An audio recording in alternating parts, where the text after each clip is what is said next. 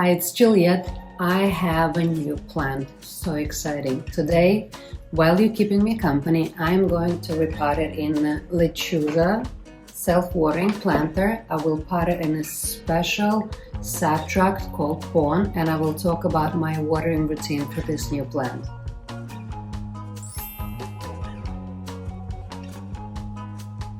My new plant is Kalanchoe Panda.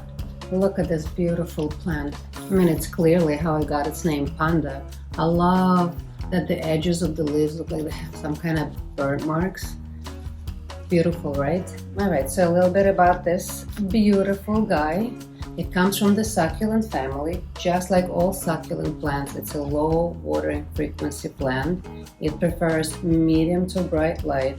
I would not recommend placing this plant close to the window that is facing west, because the late afternoon sun is much stronger, or placing it closer to the window that is facing south, because then we have sun on the plant all day long. And don't forget that window glass magnifies the strength of the sun rays. All my plants are potted in Lechuza self-watering planters, and I'm not making any exception for this Kalanchoe plant.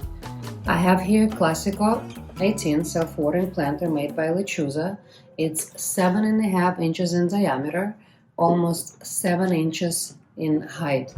My Kalanchoe plant is in 6-inch nursery pot, and succulent plants, they prefer to grow in a tighter pots. That's why I have selected a planter that is just a little larger than the original pot.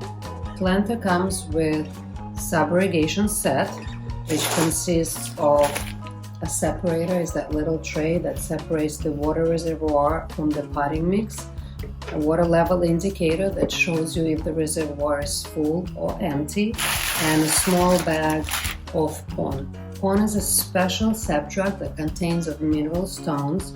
It works like a sponge. It absorbs the moisture and then slowly releases it to the plant. It also controls the moisture levels and filters pollutants from the water. The provided Pon goes at the bottom of the planter under the dirt. Plants can be potted just in Pon. It's a great soil substitute, and this is exactly what I'm going to use today. I'm going to pot my plant in Pon subtract only.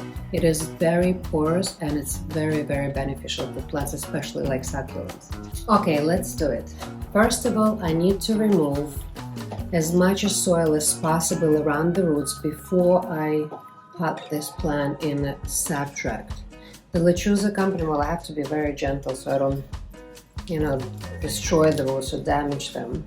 So Lechuza company recommends removing the soil and then washing the roots to get rid of the soil completely.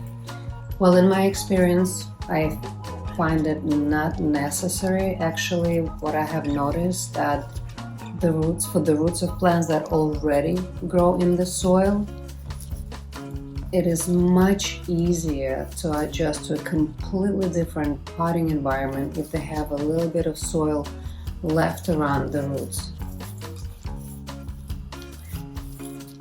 I have to tell you guys, since there is always a break between watering, even if the plants are potted just in a Pon subtract, having a little bit of soil does not interfere with the process.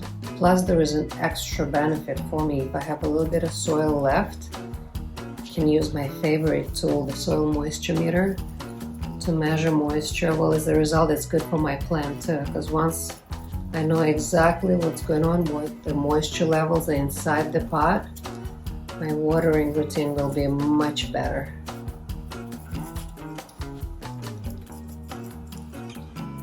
Alright, I am done. See it? The roots are all showing up. A little tip, guys, it is much easier to remove soil if it's dry, so you don't have to struggle as much as I did with the wet soil. Well, if you like challenges here, please be my guest. So now my plant is ready to be potted in Pon. I'm going to add a little bit of Pon at the bottom to make sure that my plant is not drowning in the pot.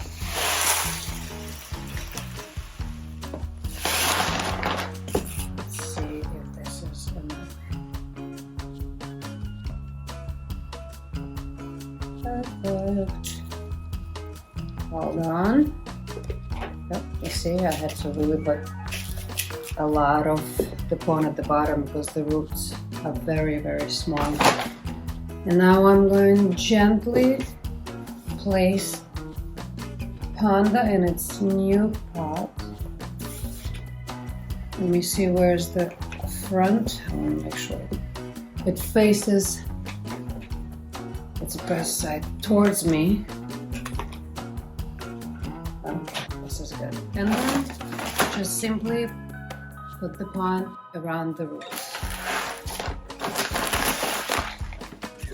And please notice how much cleaner the process is. When you work with the soil, it's always a messy process, so then you need to clean up. And here, clean and easy. It's another reason why I love the pon.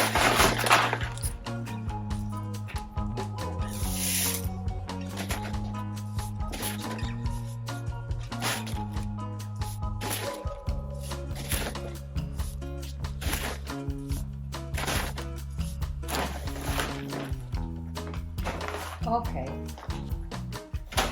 I am done. Look how beautiful, huh? I think it looks great on this pot. All right, next step is watering. After plants get repotted, it needs to be watered. It is important to pour water slowly to ensure that the substrate gets well saturated and avoid water running straight down. You would need probably, I don't know, approximately maybe 12 ounces of water. But if you hear the water running through into the reservoir, it's a good time to stop.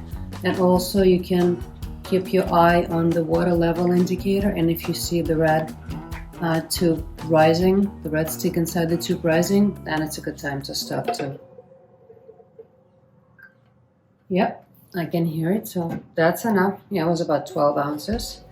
So now my plant is watered, and now I'm going to tell you what my watering routine will be for the plant potted in the self-watering planter. Okay, so for the first 12 weeks, I'm going to water my Kalanchoe plant through the top, through the substrate, just like I did right now after repotting it.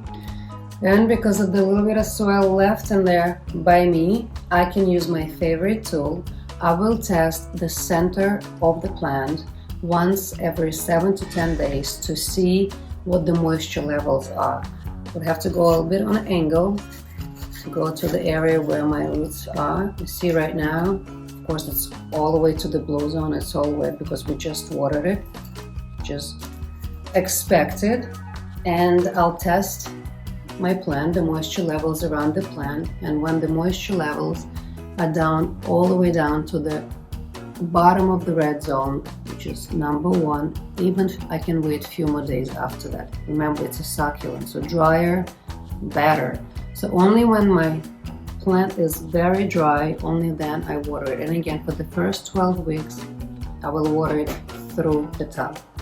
After 12 weeks, when the plant is dry, and again, if the meter tells me it's dry, plant is dry, instead of watering my plant through the top, I will fill up the reservoir. There is an opening here, oops, right next to the water level indicator. So I will be pouring water directly into the reservoir, and I'll pour water until the red stick inside the tube will rise to almost to the maximum. Succulents will be happy with less water storage. So I will have to go all the way to the maximum mark. Now, reservoir is filled and the plant is in a total control of how much water it wants to drink, how fast it wants to drink it. All I have to do, I just have to watch the red stick inside the tube. And once I notice that it's down to the minimum mark again, I know that the reservoir is empty. But the pond holds a lot of water, and I have to wait for the pond to release all the water to the roots before I refill the reservoir. And again, here comes my magic tool. I will test the soil after I see that the red stick is all the way back down to the minimum mark. I will test it, and when it's very dry, then I just simply refill the reservoir. So this is my watering routine for this plant. Thank you for being here with me. My green moments are always more fun in your company. Oh, by the way, I have a new video about how to grow plants without any natural light and what plants are best for this kind of environment. So if you're looking to green up your hallway, basement, or attic, you can watch this video next. Take care of yourself, take care of your plants. Thank you for watching, and I see you soon.